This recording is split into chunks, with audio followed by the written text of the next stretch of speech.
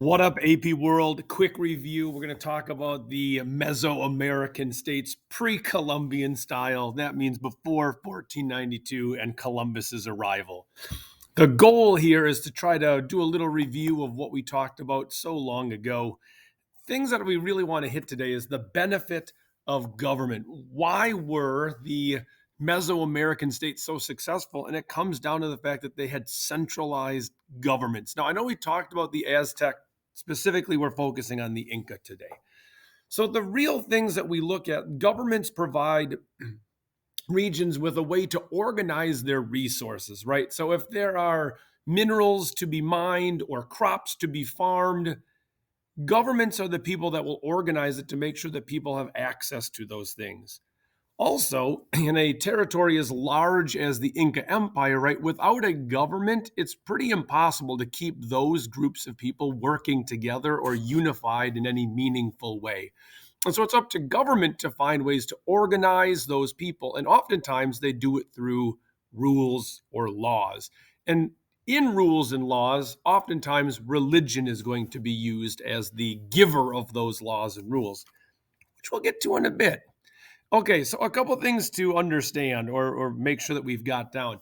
Part of how order or security is provided by governments, right, is through like the logistics or maintaining of social norms.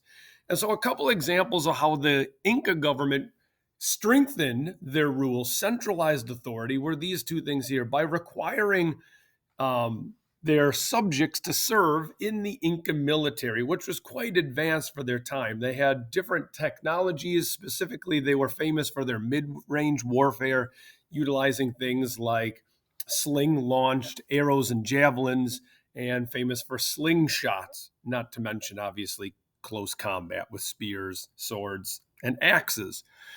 They also utilized items like the quipu, right, which is not necessarily written language like the Aztec or like the Mayan calendar, but it was a way of collecting data, right, and recording it almost kind of like in some ways using a binary code, right? So using these quipu to record transactions.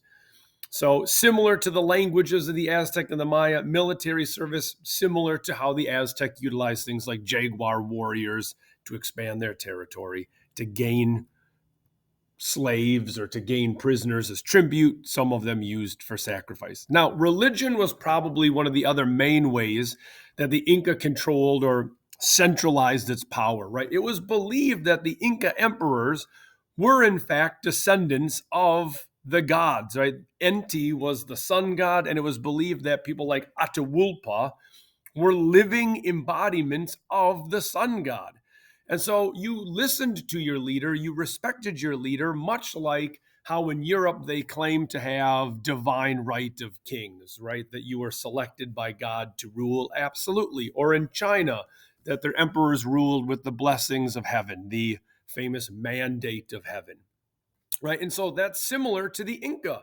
And there, not only did the current ruler rule with the authority of God above, but the dead past emperors were mummified and often kind of kept not only in reverence as like the good old days, but also as like good luck charms that could be carried into battle or consulted for government decisions, which gave legitimacy to their rulers, that it wasn't just some guy, it was the next incarnate version of God who could speak to the other great leaders of the past.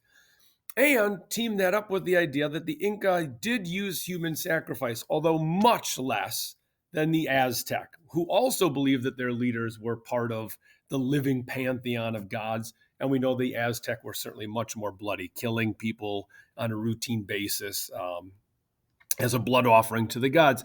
The Inca had a similar practice, but much more limited. But the reason why that's important is it gave you kind of twofold. People knew not to mess with the government because it could get you sacrificed to the gods, which is not so great.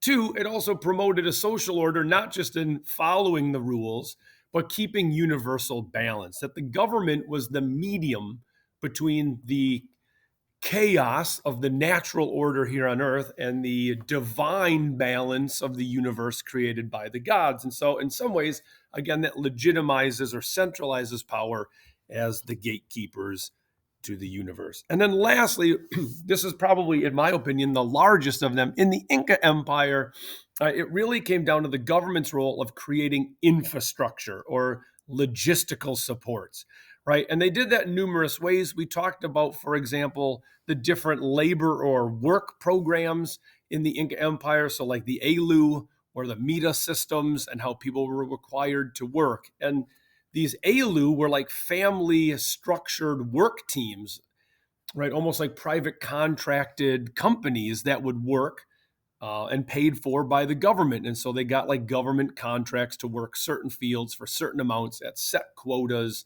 of production. So that centralizes government power.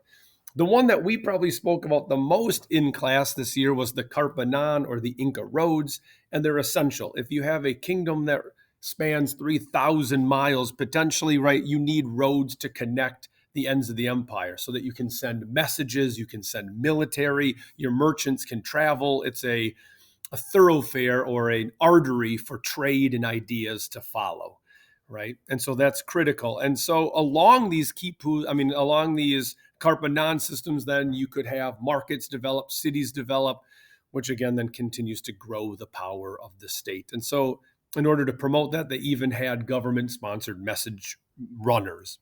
And then lastly, we know that the Inca were fantastic monolithic builders. They had mastered a lot of complex architecture. And so whether we're talking about city building, so this is the city of Machu Picchu, 10,000 feet up into the Incas, or whether it was bridges to connect chasms and rivers up in the high mountains along the Carpanan, or creating terrace systems, right, to prevent soil erosion and flooding and to increase the surface area for farmable land. All of these were ideas that came from government. It's the benefit of a centralizing state to hold the people together. And again, this should sound familiar.